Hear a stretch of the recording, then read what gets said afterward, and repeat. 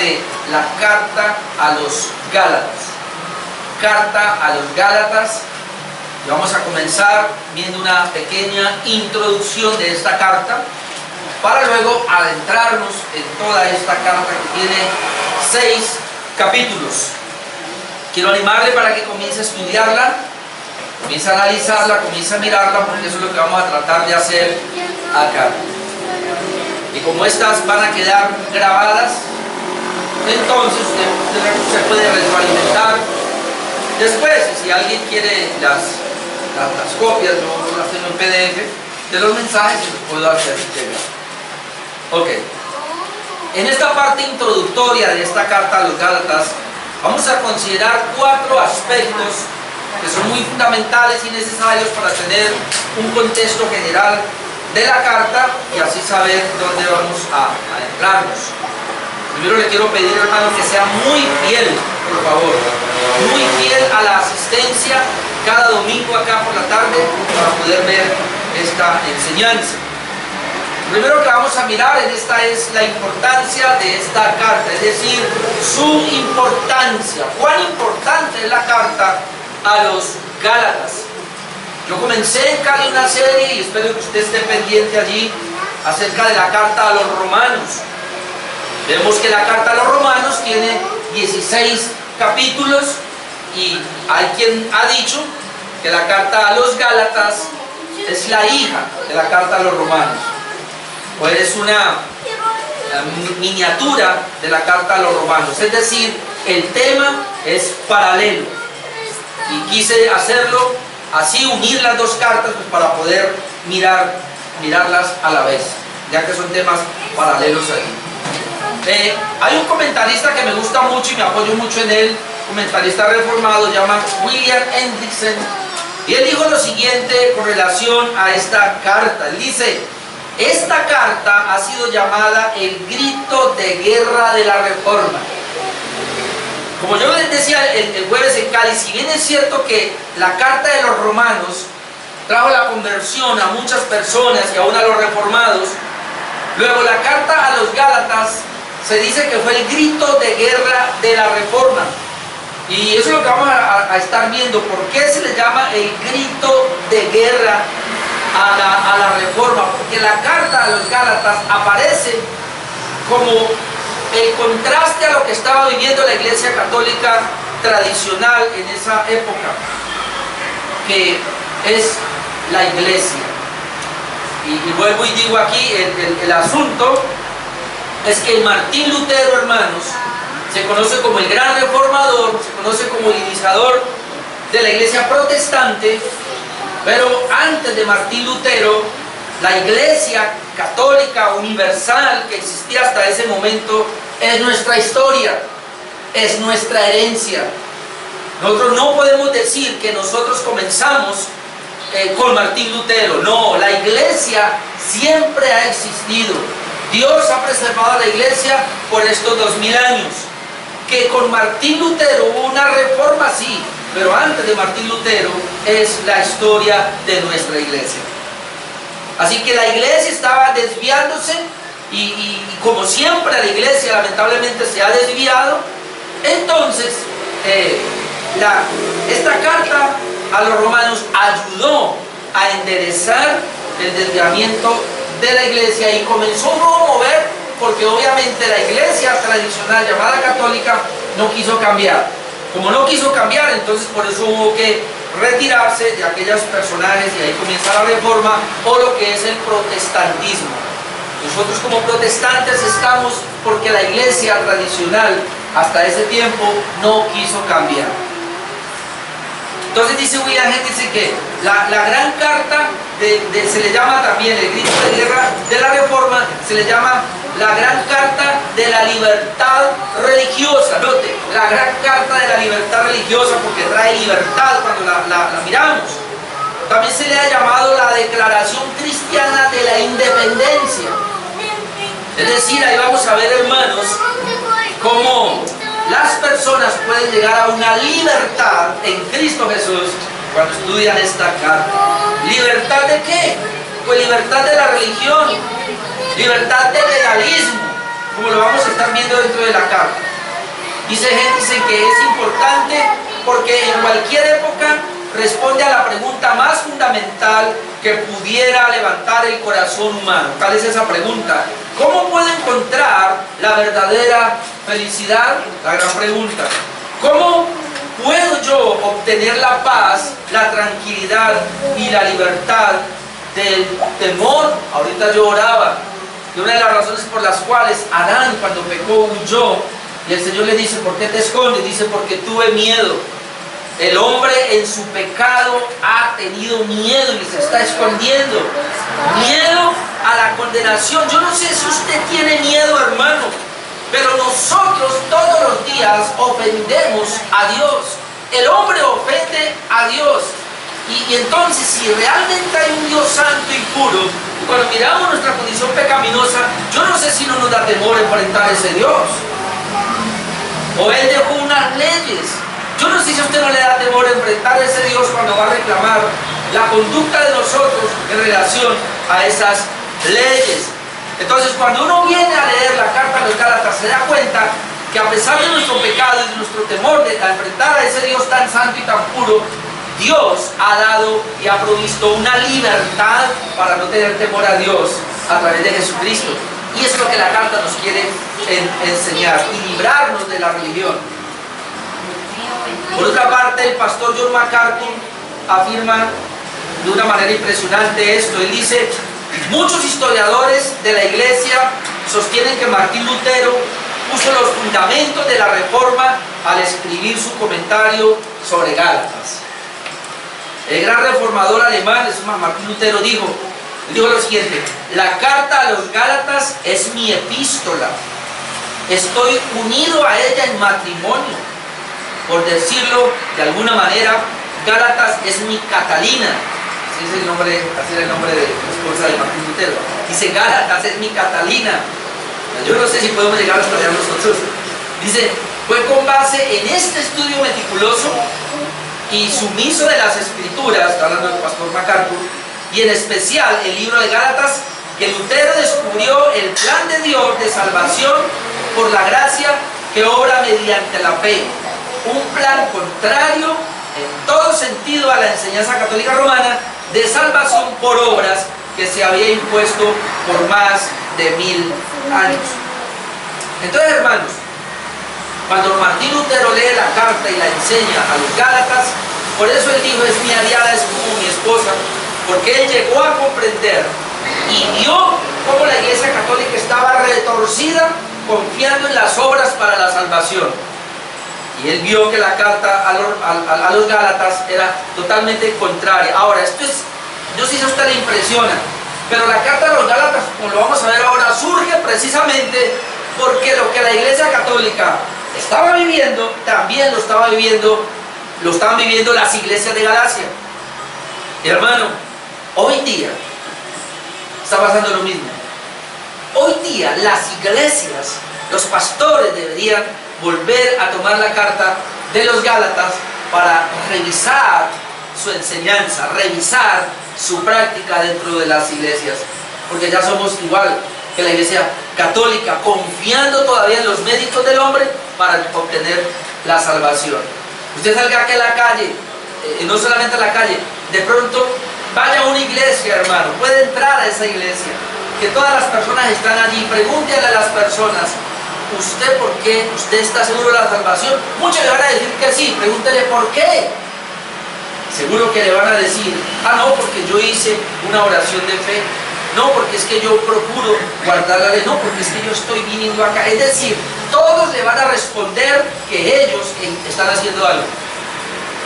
Y si yo le digo, hermanos, que la carta a los Gálatas dice todo lo contrario y está en contra de eso, y que lo que está diciendo es: el hombre no puede hacer nada para salvarse, sino que la salvación es únicamente de Dios.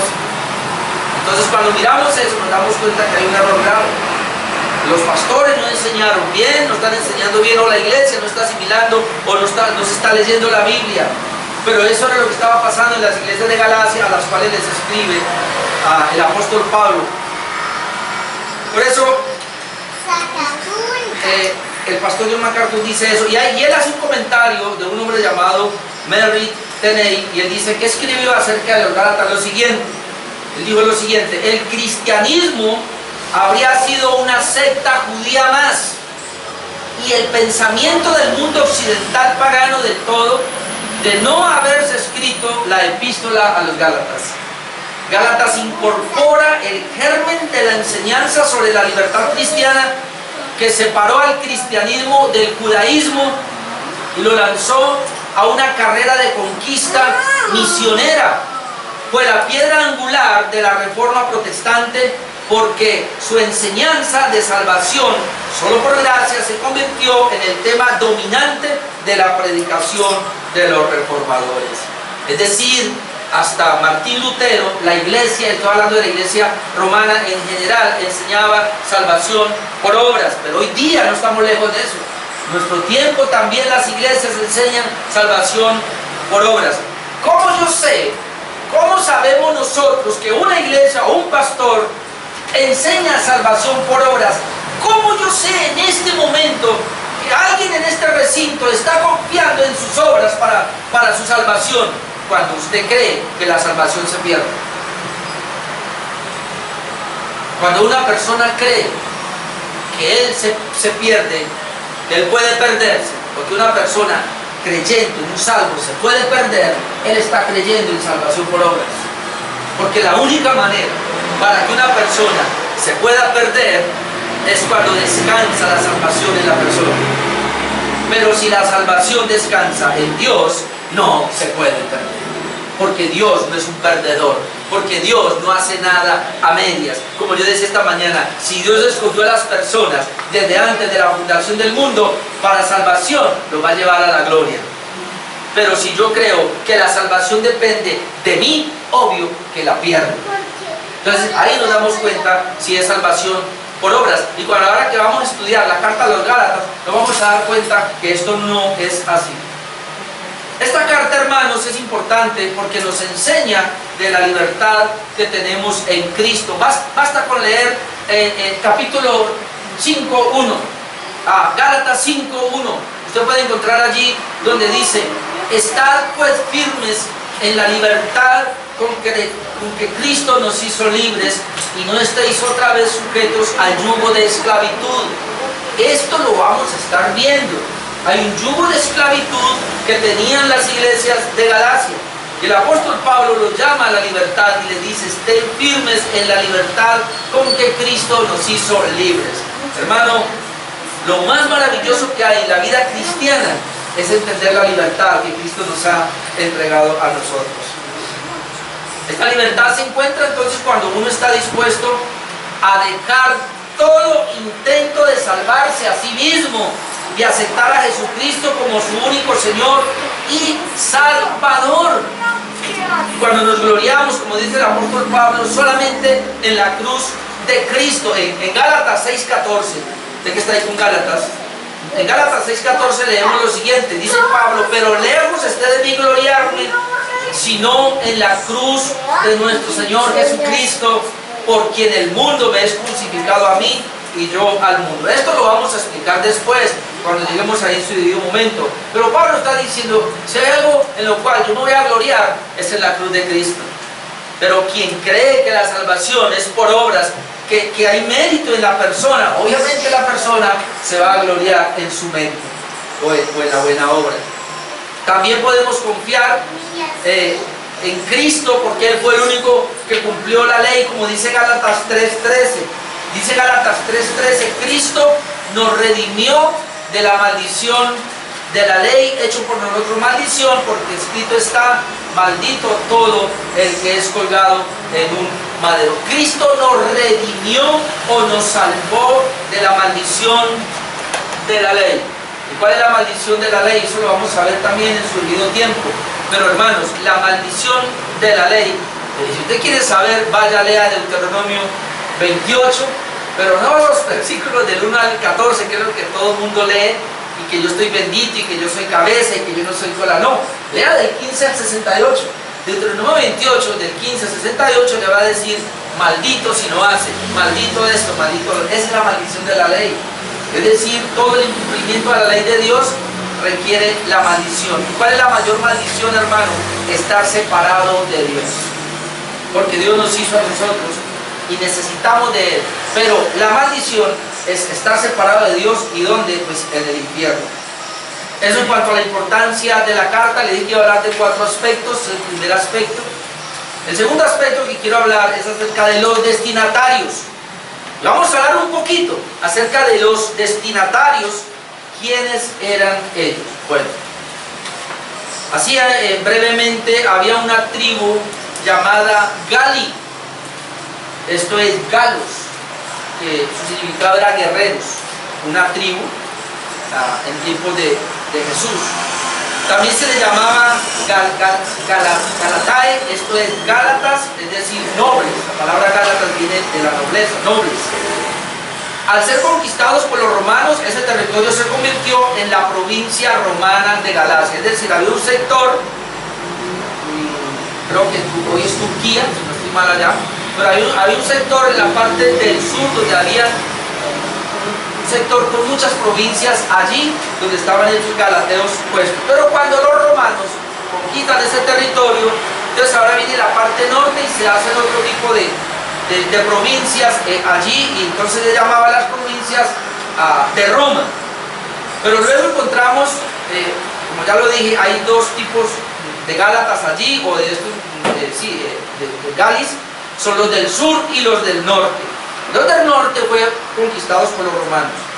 Ahora, ¿por qué hacemos esa aclaración? Yo no voy a entrar a debatir eso allá, pero porque creemos que Pablo escribe a los Gálatas del sur. Es decir, no a todas las Galacias como conocemos hoy, toda esta extensión de Turquía, sino a la parte del sur les escribe. Y se cree que allí habían varias iglesias que el mismo apóstol Pablo fundó, como lo vamos a ver ahora más adelante. Ok, entonces él le habla a esas personas que evangelizó, obviamente, en su primer viaje misionero, y para eso el pastor John MacArthur nos dice lo siguiente en su comentario. Él dice: en su primer viaje misionero, Pablo y Bernabé establecieron 4 iglesias en la parte sur de la provincia, en las ciudades de Antioquía, Iconio, Listra y Derbe. Usted puede encontrar eso en Hechos capítulo 13, versículo 14 hasta el 14-23. Y al parecer esas iglesias llegaron a conformar una especie de agrupación regional de creyentes. La epístola a los Gálatas no identifica como tales a las iglesias locales específicas, pero se trataba de iglesias en las que Pablo había ministrado en persona. Usted puede buscar después Hechos 4, 13 al 15. El hecho de que el libro de Hechos menciona las 4 iglesias establecidas por Pablo en el sur de Galacia y no menciona otra en el resto de la provincia, parece indicar que la epístola estaba dirigida primordialmente a estas iglesias sureñas o a estas iglesias del sur. Entonces Pablo está escribiendo a estas iglesias que serían Antioquía, Iconio, Listra y Derbe, llamadas inicialmente las iglesias de Galacia, porque después vamos a Apocalipsis y encontramos ya otras iglesias de Galacia, pero ya son todas las del sur y las del norte. Específicamente Pablo escribe esta carta a las iglesias del sur, es decir, las primeras iglesias, grupo de iglesias que él comenzó a evangelizar. Mira lo que dice Gálatas 4, 13 al 15, yo dije Hechos, no, es Gálatas 4, 13 al 15, podemos leer lo siguiente.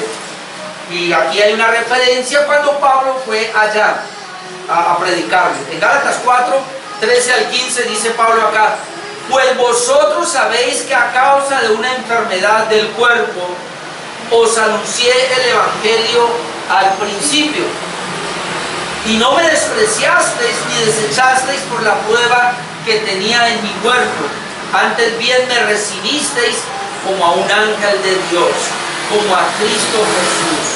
Es decir, él está diciendo, cuando yo fui a predicarles el evangelio, no sabemos exactamente cuál fue el problema de Pablo. Algunos creen que él tenía problemas en la visión, y entonces tal vez por buscar alivio para su visión de alguna manera, y él era un misionero, de alguna manera llegó a esas regiones y así les predicó el evangelio.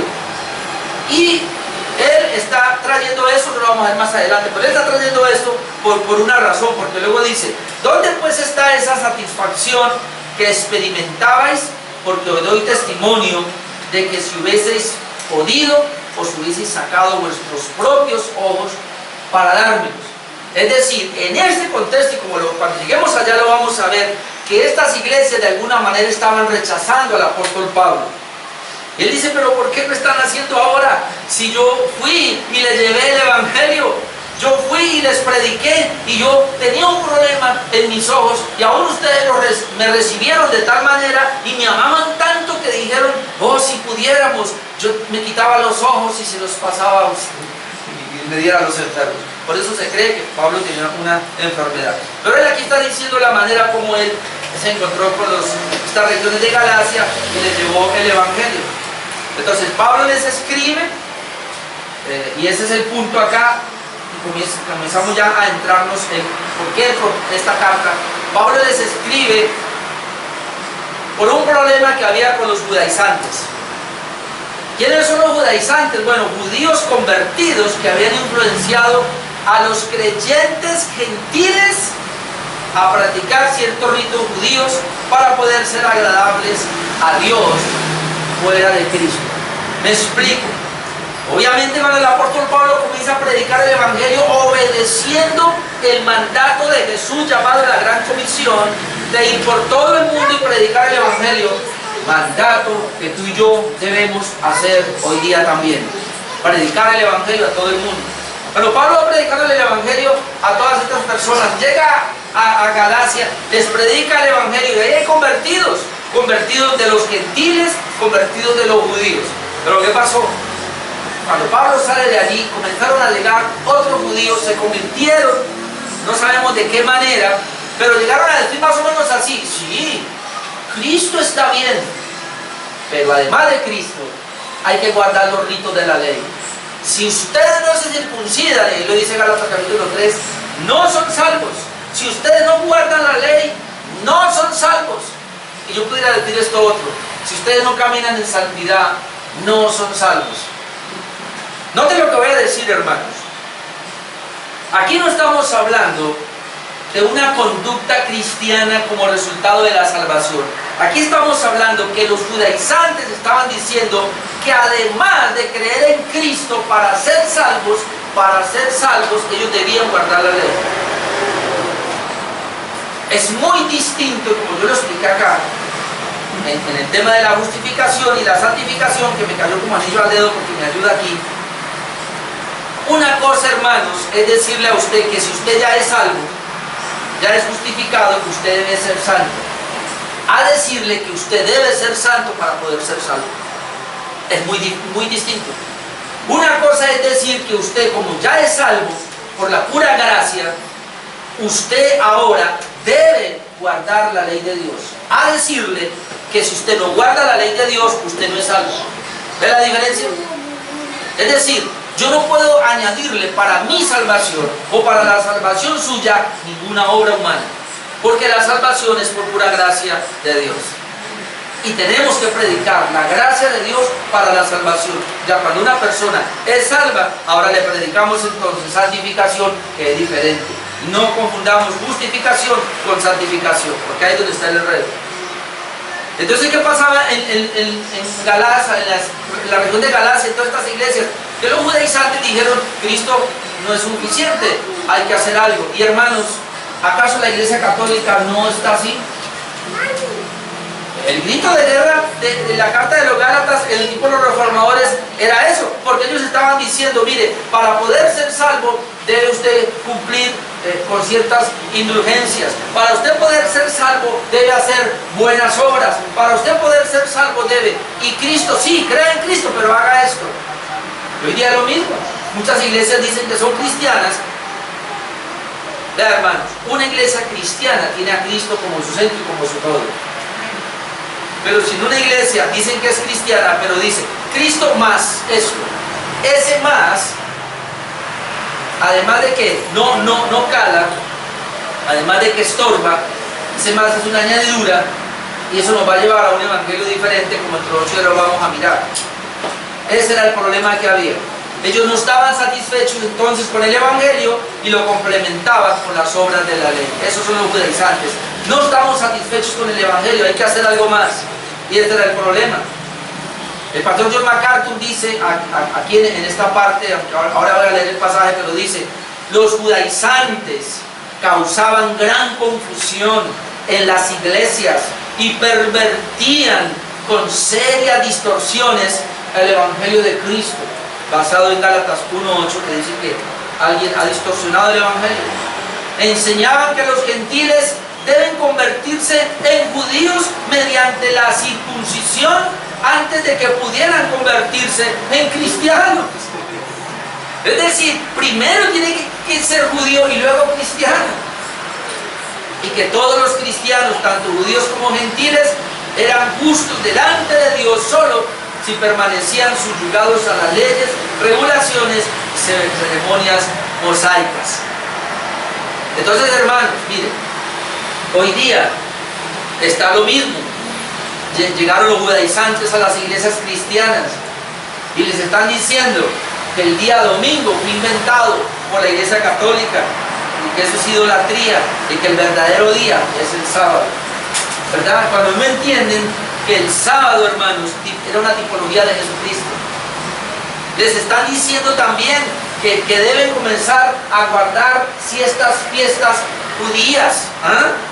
Les están diciendo que deben ir a peregrinar a Jerusalén. Es decir, una cantidad de cosas le están añadiendo, y esto es cuando el Evangelio no es satisfactorio, añaden otro tipo de cosas. Mi hermano, ¿qué es la iglesia? La iglesia es lo más sencillo que hay. ¿Qué es un culto para el Señor? Mire, lo que estamos haciendo acá, venimos acá, nos reunimos, cantamos unos himnos, unos coros, participamos de la mesa, escuchamos la palabra de Dios que nos edifica, pare de contar. Pero aquellas iglesias que le meten tantas cosas, están tan mundanos porque ellos quieren satisfacer la carne y no se quedan con el Evangelio como está, sino que le tienen que aumentar. Entonces, estamos casi que lo mismo que estos judaizantes allí. Dice el pastor MacArthur, además de enseñar la necesidad de ser circuncidados y guardar la ley mosaica, los falsos maestros también dirigían sus ataques personales a Pablo con la intención de desacreditar su autoridad y por ende su doctrina. Es decir, si atacamos la autoridad del apóstol, atacamos la doctrina. En consecuencia, el apóstol Pablo se esmeró en reafirmar sus credenciales apostólicas. Empieza la carta con una referencia a sí mismo como apóstol, no de hombre, ni por hombre, sino de Jesucristo y por Dios el Padre. Entonces ahora entendemos, y nosotros ya lo vamos a ver, por qué el apóstol Pablo comienza y al comenzar la carta y al escribir, lo primero que hace es defender su apostolado y luego les habla duro de la distorsión que había del Evangelio. Otro punto acá es que en las iglesias de Galacia el corazón mismo del Evangelio estaba siendo menoscabado por los falsos maestros. En otras palabras, estaba pisoteando el Evangelio de la gracia y en su lugar se ofrecía el Evangelio de las obras, que para nada, hermanos, es Evangelio, sino una distorsión irreverente de la verdad de Dios que lleva a condenación y no a salvación. Por eso Pablo vuelve a decir, y lo traigo a colación en Gálatas 5:1, estad firmes. Si hay algo que la iglesia debe aprender es estar firmes en la libertad con que Cristo nos hizo firmes. ¿Qué le estaba pasando a los de Galacia? No estaban firmes. Y mi hermano, si usted y yo no tenemos una persuasión de lo que hemos creído, no vamos a estar firmes. Y como enseñaba esta mañana en Cali, y fácilmente nos podemos ir por otras doctrinas, vientos de doctrinas que nos van a llegar.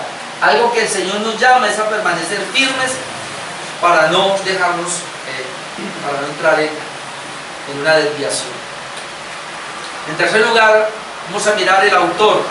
El autor, pues obviamente la Escritura claramente lo presenta como el apóstol Pablo.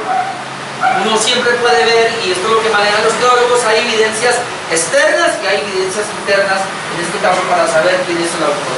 Pues las evidencias internas las podemos ver en Gálatas 1:1 y 2 y en Gálatas 5:2. Tiene Gálatas ahí. Gálatas 1:1 y 2 dice, Pablo, apóstol, de una vez entra diciendo, ¿quién es el autor? ¿Quién es el que escribe la carta? El apóstol Pablo.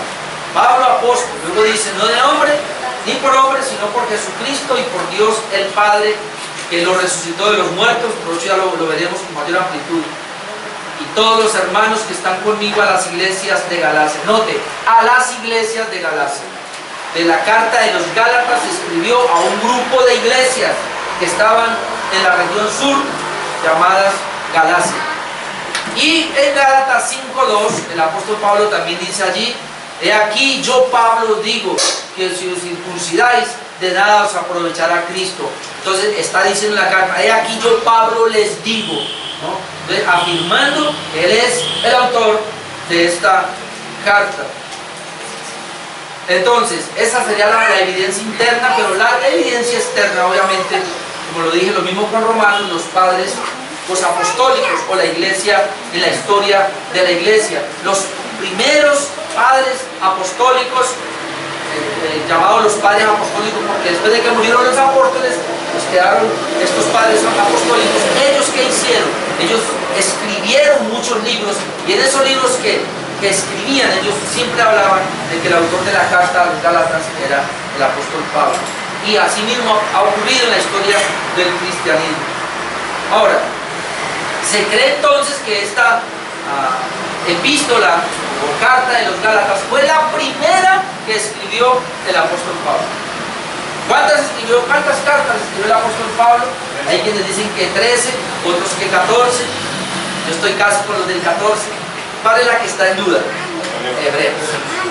No sabemos quién escribió Hebreos, si fue Bernabé, si fue Apolos, o si fue el apóstol Pablo, o cualquier otro apóstol, no sabemos, porque no aparece el nombre.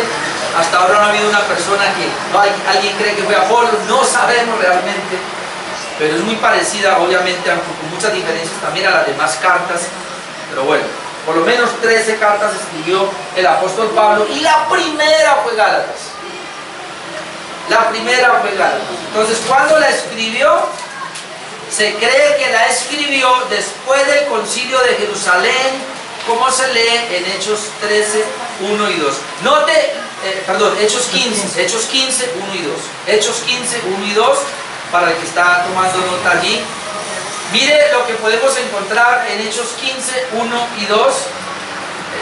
No voy a leer todo, pero sería bueno pues, tener en cuenta qué fue lo que pasó. Dice, entonces algunos que venían de Judea enseñaban a los hermanos, si no os circuncidáis conforme al rito de Moisés, mire lo que enseñaban, no podéis ser salvos. ¿Lo notó? ¿Por qué se hace el concilio? Como había problemas acá, porque obviamente el evangelio está siendo expandido por todas estas regiones, y entonces esto fue lo que llegó a Jerusalén. Dice que algunos que venían de Judea estaban enseñando a los hermanos. ¿Quiénes son los hermanos? Los creyentes. Si no os circuncidáis conforme al rito de Moisés, no podéis ser salvos. Donde están poniéndole a la salvación un rito religioso, la circuncisión. Luego dice, como Pablo y Bernabé tuviesen una discusión y contienda no pequeña con ellos, es decir, con estos que enseñaban eso, se dispuso que subiesen Pablo y Bernabé a Jerusalén, y algunos otros de ellos a los apóstoles y a los ancianos, para tratar esta cuestión. Así que en Hechos 15 vemos el primer concilio. ¿Qué vamos a hacer con estas personas que no están aceptando el evangelio, sino que le están añadiendo los ritos de la ley? Entonces tienen que reunir, y de ahí sale una carta y la envían. Se cree que después de eso, el apóstol Pablo, hermanos, con una gran diferencia a Romanos, escribe una carta regañona. Escribe una carta, Pablo está como alterado, Pablo tiene el ánimo bien levantado. Esa carta la escribió con enojo, distinto a Romanos. Eso es lo que vamos a ver. Por eso no se sorprenda cuando comencemos a estudiar, vamos a encontrar al apóstol Pablo regañándolos, tratándolos mal, precisamente porque ellos, y él se aterra, dice, pero un ejemplo le dice, y ustedes no comenzaron por el Espíritu y van a terminar en la carne, más o menos les dice así. Y en Gálatas capítulo 13 es un punto que vamos a mirar bien fuerte. Ok, en esta introducción entramos al cuarto y último punto, es el tema. ¿Cuál es el tema de esta carta? Y obviamente el tema está acá. La preocupación principal del apóstol Pablo, que los Gálatas no pierdan su fe en el verdadero evangelio. Ese pudiéramos ver. Hay una preocupación en el apóstol Pablo para que las iglesias de Galacia no vayan a perder la fe y puedan permanecer en el verdadero evangelio. Esa debe ser la preocupación de nosotros, hermanos. Yo le doy gracias a Dios por la reforma, y como decía esta mañana en Cali, le doy gracias a Dios por la confesión de fe que tenemos, porque gracias a esa confesión podemos nosotros permanecer en el verdadero evangelio.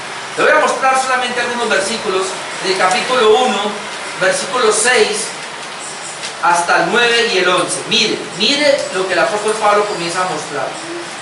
Estoy maravillado, Gálatas 1:6.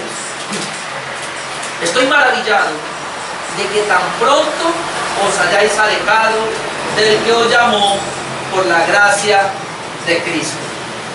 Notó cómo comienza hablando. Pablo se va de una vez al meollo del asunto y toca el tema de la gracia. Y la palabra maravillado allí es como asombrado, estoy como impresionante, aterrado, yo no sé. Estoy asombrado de que tan pronto, esto fue rápido, hermanos, no pasó mucho tiempo, tan pronto, es decir, yo les llevé el evangelio correcto de Cristo, pero ¿cómo es que tan pronto se han alejado del que os llamó por la gracia de Cristo para seguir un evangelio diferente? Ahora, aquí vamos a encontrar varias veces la palabra evangelio, y él comienza a decirles: ¿cómo es posible que yo les enseñé la gracia de Dios? Les enseñé el evangelio. ¿Qué es el evangelio, hermano? No. El evangelio, y es muy bueno definir esto, es la buena nueva. Es una buena noticia. ¿Cuál es la buena noticia? Que el hombre estaba totalmente perdido en su pecado, que el hombre estaba condenado al infierno, que no había manera de resolver eso. Por más que el hombre tuviese religión, por más que el hombre tuviera buenas obras, por más que el hombre procurara, no podía, no servía. El hombre siempre iba a ir al infierno por su pecado. ¿Cuál es la buena nueva o el evangelio? Que en Cristo Jesús, Dios de pura gracia, vino a salvarlos a través de Cristo. Cristo en la cruz muere, paga la deuda por los pecados, para que esas personas que crean en Él sean salvas. Ese es el evangelio. El hombre está corrupto en su pecado, el hombre va al infierno, pero Dios provee una salida. Esa es la gracia de Dios, se llama la buena nueva, el evangelio. ¿Cuál es? Que todo aquel que pueda ver en Cristo la solución a su pecado, crea en Él, se arrepienta, puede salir, puede ser salvo. Cristo es la única solución, esa es la buena nueva. Entonces le dice aquí, vean, ¿cómo es posible de que ustedes se hayan apartado del que los llamó por la gracia de Cristo? Cuando él habla de la gracia de Cristo, otra vez la palabra gracia se refiere solo a Él, es de Dios, no es del hombre. No hay que hacer nada, hermano. Hermano, el hombre no tiene que hacer nada para ser salvo. Nada. Pero alguien piensa, no puede ser. Sí puede ser, porque es de gracia. ¿Qué es la gracia? El hombre no hace nada. Dios lo hace todo. Eso es la gracia. Pero ¿por qué el hombre no puede aceptar la gracia? Porque el hombre siempre cree que él debe hacer algo. Ese es el punto, hermanos. La salvación es por pura gracia, una obra solamente de Dios, no del hombre. Y por eso Pablo entra aquí, bueno, ustedes ya se olvidaron para seguir un evangelio diferente. Entonces ahora vamos a mirar, y él aclara, ¿cómo así que un evangelio diferente? ¿Qué es el evangelio? Buena nueva de Dios. ¿Cómo así que hay un evangelio diferente? Pablo entonces lo aclara. No que haya otro. No que haya otro. Es decir, el evangelio es uno solo. Pero entonces habla de un evangelio diferente. Entonces tiene que aclarar. Espere, no es que haya otro, porque no hay otro, hermano. No hay otro evangelio. El evangelio es uno solo. No que haya otro. Sino, pero entonces sí pasa eso. Sino que hay algunos. ¿Quiénes son? Los judaizantes. Hay algunos Evangelio de Cristo. Oh, esta palabra pervertir. Y quieren pervertir el Evangelio de Cristo. Ahora la pregunta es, ¿cuándo el Evangelio de Cristo se pervierte? Cuando se le añade algo. Yo sé que a nosotros nos acusan. A mí me han acusado más de una vez. Yo, gracias a Dios, y Dios me llevó a conocer la gracia muy temprano, pero yo tuve problemas con la gracia porque me vino la gente encima. Porque cuando la gente malentiende la gracia, lo primero que va a decir, ah, bonito así, solo creo y ya, y no hago nada. Pues así es. Eso es lo que es. Eso lo recibí. Ya de en adelante, cuando ya recibe el Evangelio y viene al corazón, ya de en adelante es el fruto. Y ahí sí vamos a trabajar. Pero no antes. El problema que tuve, que pasó conmigo, y el problema que tienen la mayoría de los que se llaman hoy cristianos, es culpa de los pastores, culpa mía cuando yo no entendía bien la gracia, es que les decía, para ser salvo debe hacer algo. O sea, yo no estaba predicando el Evangelio de la gracia, estaba predicando un Evangelio distorsionado. Usted también lo hizo, ¿sí o no? A usted le dijeron. Tan es así que hoy día el énfasis está en la oración de fe. Y usted está, le pregunta a la gente, ¿y usted tiene la salvación? Yo no soy salvo. ¿Y por qué? Ah, porque yo hice la oración de fe. O sea, es una obra humana. Cuando usted le pregunta, ¿y usted por qué es salvo? Porque el Señor por su gracia me salvó. ¿Y cómo lo sabe? Pues porque Él me dio la fe. Porque yo pude creer. Ahora, el resultado acá de la nueva vida en Cristo, pero eso es la gracia de Dios. Como esta mañana lo podía explicar. Entonces, el Evangelio diferente es el que se le añade. Verso 7.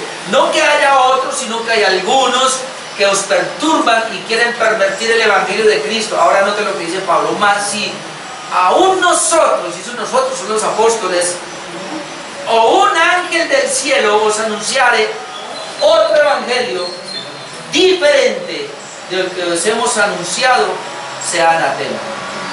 Esto es tan tremendo que Pablo dice, maldito todo aquel que os anunciare un Evangelio diferente. Ahora, Pablo dice así, sea maldito, es decir, sea anatema, y la Iglesia Católica Romana se pegó de esto para decir anatema.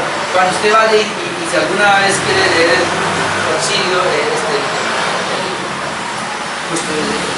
de fe de la Iglesia Católica, digámoslo así, ¿cómo se llama? El catecismo mejor de la Iglesia Católica. Ellos dicen, todo aquel que cree en la sola fe, maldito, anatema. Porque ellos dicen, se debe creer la fe más las obras para ser salvo. Todo aquel que no cree en la Iglesia Católica como la suprema autoridad, maldito. Todo aquel que cree, así dicen, todo aquel que cree en la sola escritura y no en la tradición, maldito. Así dicen ellos. No sé si lo ha leído, pero lo tomaron de acá.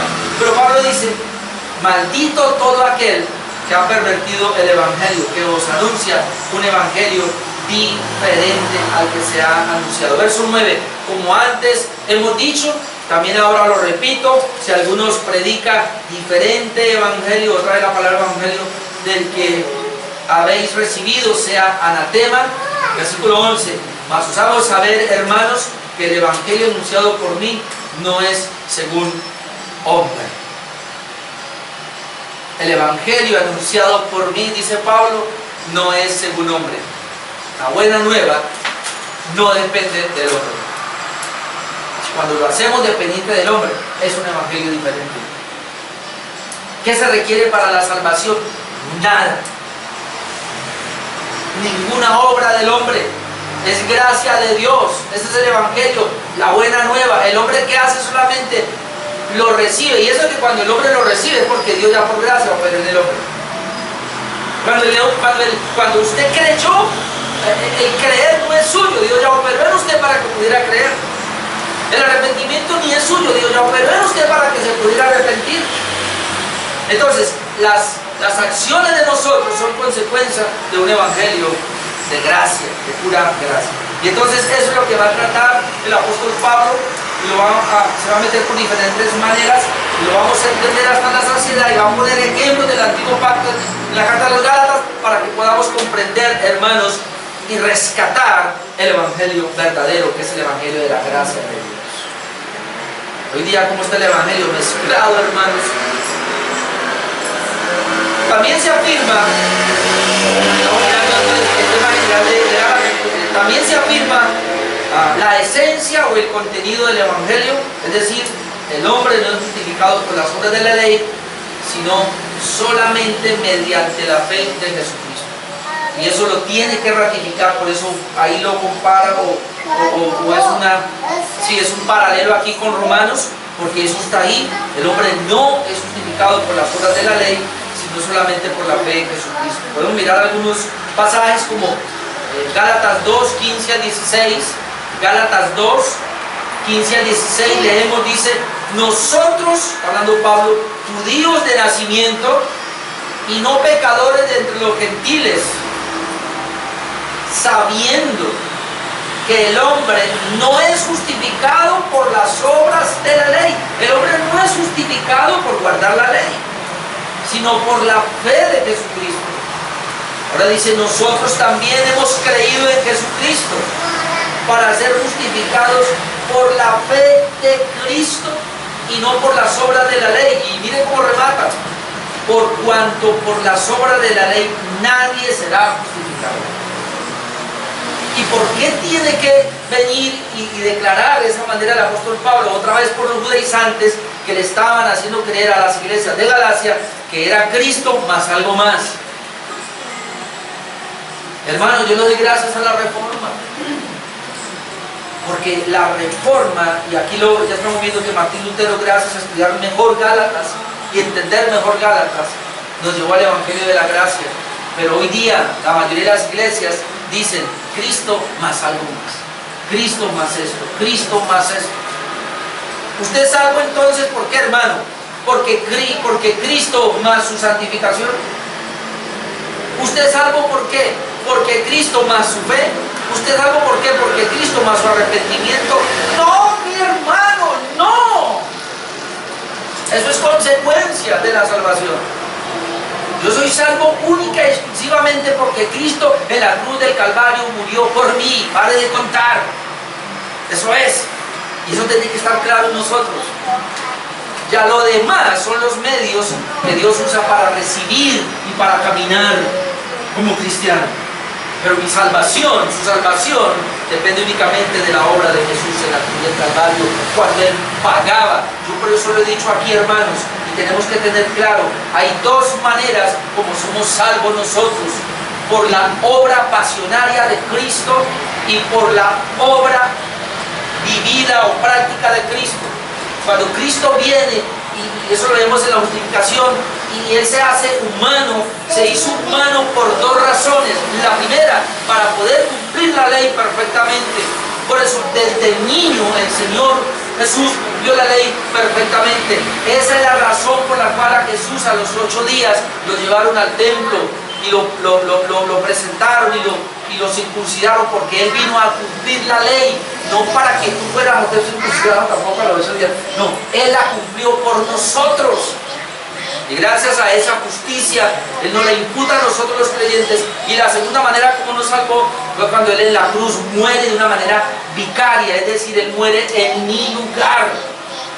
Él está muriendo por mí. Él es propiciatorio, dijimos, calmando la ira de Dios. Pero también Él muere de una manera sustitutiva, es decir, muere en mi lugar, muere por mí pagando la deuda de mis pecados. Cuando Cristo en la cruz muere pagando la deuda de mis pecados y luego su justicia pura y perfecta me la imputa a mí, yo soy salvo por eso, sin necesidad de haber creído y sin necesidad de haber arrepentido. No me quiero contradecir, el arrepentimiento y la fe son consecuencias de que Jesús murió por mí. Si Jesús no hubiera muerto por mí, si Él no me hubiera salvado, yo no me hubiera arrepentido, me hubiera creído, hermano. Eso tenemos que tenerlo claro. ¿Cuál es el problema? Que la iglesia ha cambiado y la iglesia le ha dicho a las personas: usted debe arrepentirse para poder ser salvo, usted debe creer para poder ser salvo. Y así no es. No tenemos que creer en la obra de Cristo expiatoria, como dice la Escritura, ya aplicada a nosotros. Ya lo demás es una consecuencia. Y ese es el Evangelio y es lo que Pablo está tratando de mostrar. En Gálatas 2:21, miren lo que dice.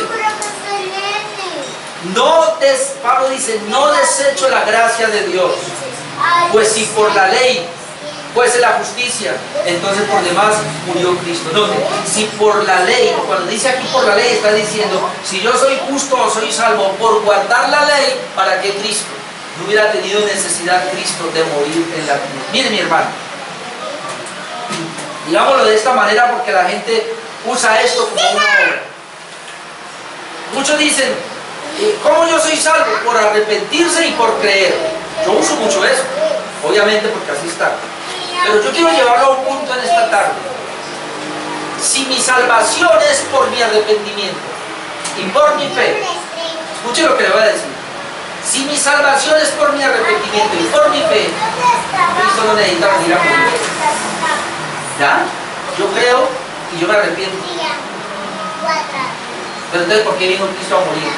Porque Cristo vino a pagar la deuda de mis pecados. Y el arrepentimiento y la fe son los medios de gracia para poder yo recibir el Evangelio, la buena nueva de que Cristo murió en mi lugar. Entonces, cuando es así, cuando lo entiendo así, ¿le voy a poner entonces crédito a la fe y al arrepentimiento? No puedo. Porque yo fui salvo por la muerte de Cristo, no por mi creer ni por mi arrepentimiento. Mi creer y mi arrepentimiento son usados como medios de gracia para yo recibir la obra de Cristo en la cruz por mí. ¿He hecho entender, hermanos? Y eso es lo que el apóstol Pablo quiere en Gálatas demostrar. Porque si no, entonces vamos a decir, si Cristo más algo más. Como dicen hoy día, más mi fe, más mi oración, más mi ayuno, más mi santidad. Sí, la Biblia dice, sin santidad nadie verá al Señor. Es una consecuencia de mi salvación. De hecho, le voy a decir algo. Alguien puede procurar vivir en santidad y si no tiene la obra de Cristo en su corazón, con todo eso procurar ser santo, lo único que ha logrado es una moralidad y se va para el infierno con toda inmoralidad. Porque lo único que nos lleva al cielo, hermanos, es que Cristo haya muerto por mis pecados, que Cristo haya cancelado la deuda de mis pecados. Eso es lo único y eso se llama gracia. Y por eso tiene que decir aquí en capítulo 2:21, no desecho la gracia de Dios, pues si por la ley, es decir, una obra mía, pues es la justicia. Entonces por demás murió Cristo.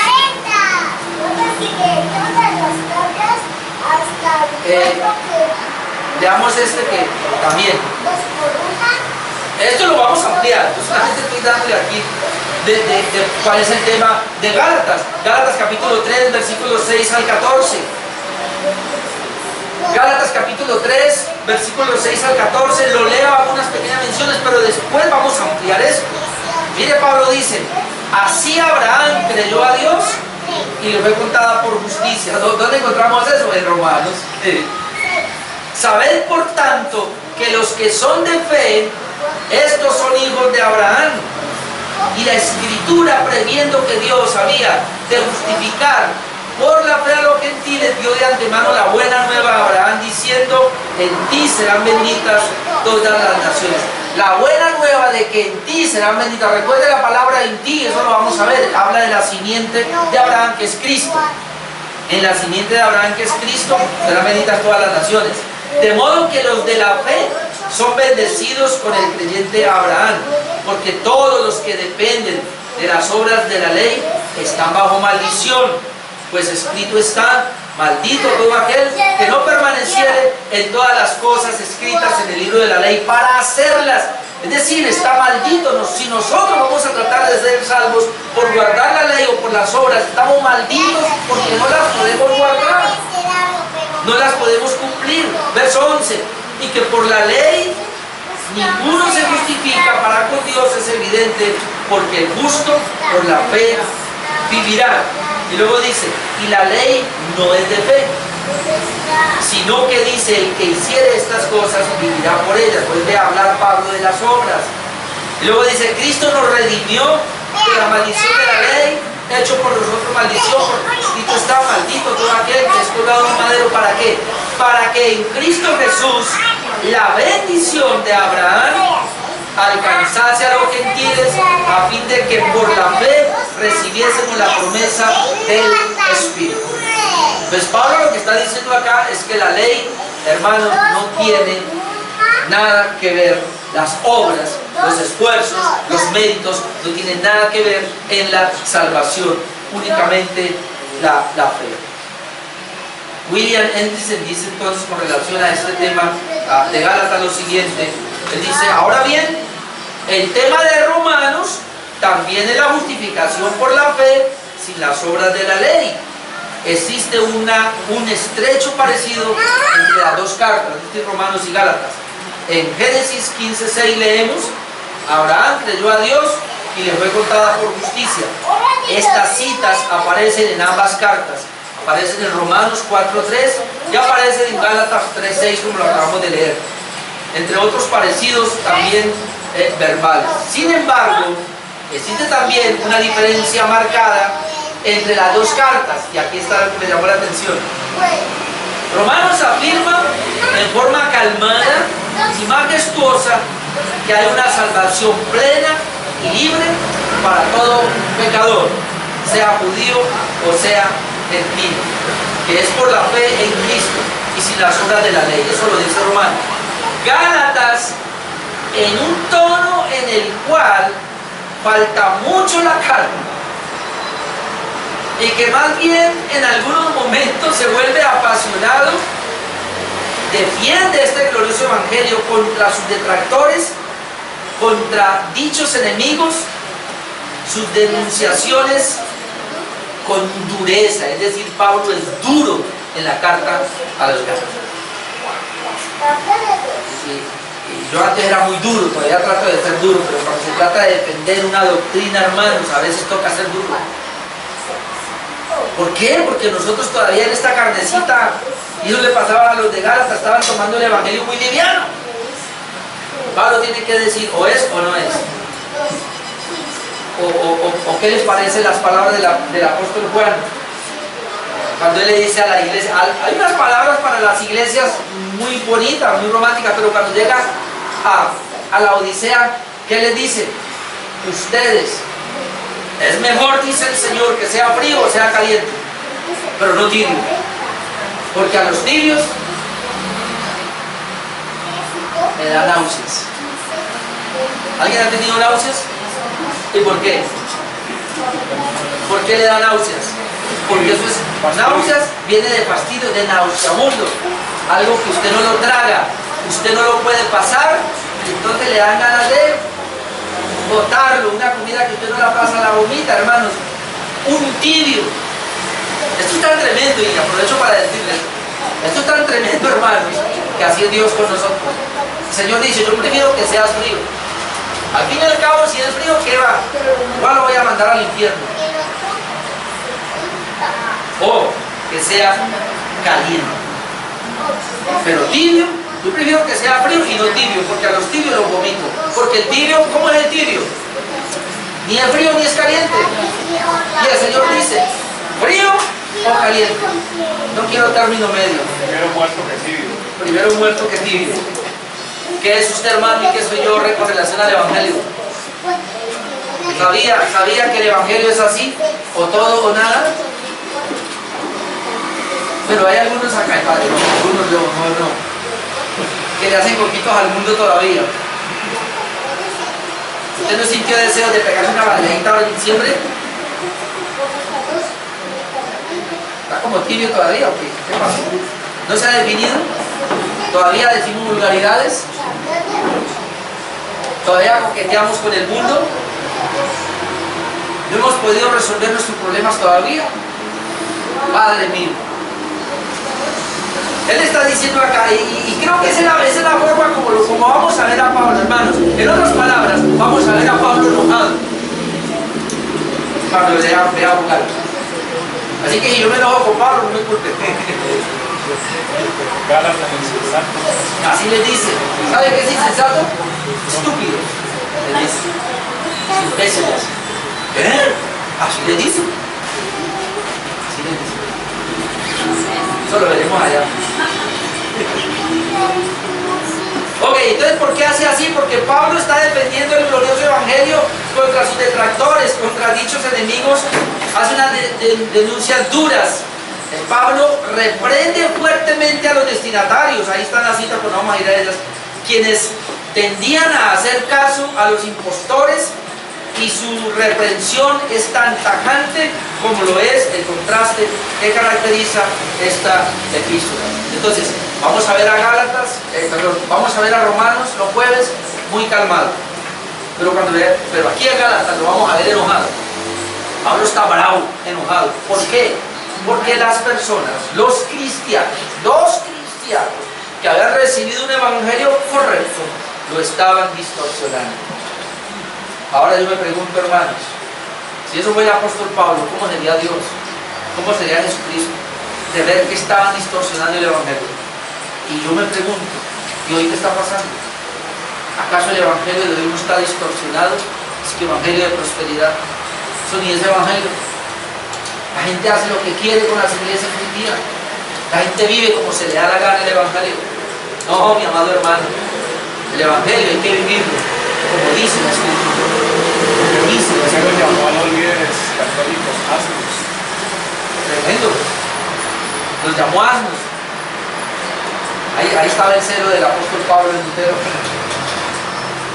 Bien, ya para ir concluyendo, la razón por qué el apóstol entonces reprende a los Gálatas tan severamente y los amonesta tan ásperamente está en que los amaba por un amor tan genuino, tan tierno y tan profundo. Eso está en Gálatas capítulo 4, versículo 19. Acompáñenme allá por favor, porque es impresionante. Usted dice, ¿cómo así? Reprender severamente, amonestar ásperamente, es muestra de amor, es muestra de un amor tierno y profundo. Sí. Mire lo que dice Gálatas 4:19, le dice, hijitos míos, por quienes vuelvo a sufrir dolores de parto hasta que Cristo sea formado en vosotros. ¿Qué era lo que no tenían ellos? ¿Qué era lo que Pablo quería? Ellos no tenían a Cristo formado en ellos. Y Pablo dice, yo estoy como la mujer que sufre dolores de parto. Y él más dice, vuelvo. Los llama hijitos, es decir, hermanos, ellos son salvos. Los Gálatas eran salvos. Pero ¿cuál era el problema? Pablo dice, vuelvo a sufrir dolores de parto. Es decir, Pablo los dio a luz a los de los Gálatas, les predicó el evangelio y eso le costó. ¿Por qué le costó? Porque él estaba enfermo cuando fue a predicar el evangelio. Y entonces ahora le dice, tengo que volver otra vez a embarazarme y ahora vengo a dar a luz otra vez, hasta porque Cristo no ha sido formado todavía en ustedes. Pero hermanos, eso no le pasó solo al apóstol Pablo. Nosotros como pastores sufrimos, oramos al Señor cuando vemos a personas que son hijos de Dios pero son testarudos, que son hijos de Dios pero no cambian, no avanzan. Y uno dice, pero ¿cómo? Si les estoy hablando el evangelio, si les estoy enseñando la palabra, si les estoy diciendo y no avanzan, ¿qué pasa? Entonces es como un dolor, es decir, tengo otra vez que volver a dar a luz. Y así es que se siente el apóstol Pablo. Pero me llama la atención, hasta que Cristo sea formado en vosotros. Entonces ahora entendemos, el evangelio es salvación, pero ¿para qué? Para que Cristo, hermanos, sea formado en nosotros. ¿Y qué es Cristo formado en nosotros? Si no es el carácter de Cristo en nosotros. Es decir, no se ve el reflejo del carácter de Cristo, y como Cristo no había sido formado en ellos, entonces viene cualquier distorsión y corremos con ellos, cualquier voz y corremos. Este año lo terminé predicando en Cali, es el año, hermanos, de crecer en la gracia y el conocimiento del Señor. Amén. No traje la hojita que matricularon para el súper, pero vamos a matricularnos para el súper. Termino diciendo esto, esta corta introducción, Esta carta nos habla del verdadero evangelio, que consiste en la gracia de Dios dada solo por medio de la fe para la justificación. Eso es lo que habla la gracia de Dios, el evangelio de la gracia de Dios dada para la justificación, y que se recibe únicamente por medio de la fe y no por obras ni nada que podamos nosotros obtener. Bien, mis hermanos, vamos a orar. Nosotros ya comenzamos a mirar la carta verso a verso con la ayuda del Señor.